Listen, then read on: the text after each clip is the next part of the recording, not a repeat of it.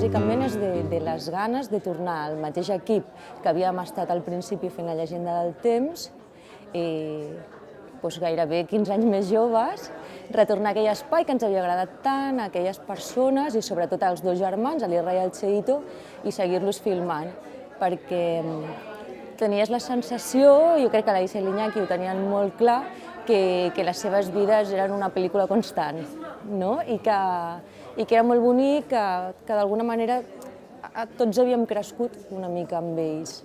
O sigui, havíem anat en paral·lel i era com, bueno, tornar a gestionar quelcom que té molt a veure amb lo documental, però que també és una ficció, i és bàsicament una ficció, però bueno, sí, era sobretot tornar amb aquells personatges, amb aquelles persones i aquell espai, aquell lloc, a San Fernando. Ya tenía yo ganas de verte aquí.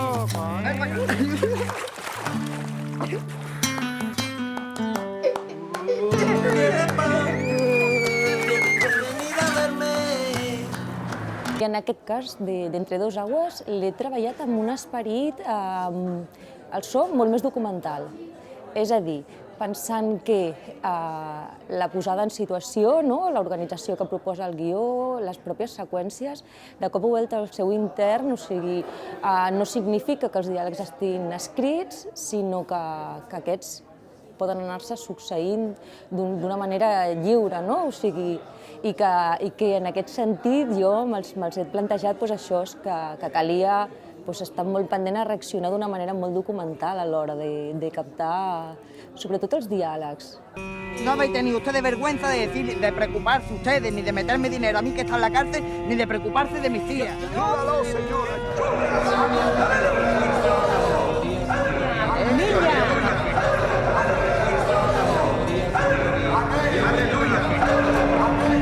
¡Bendícelo, Jesús!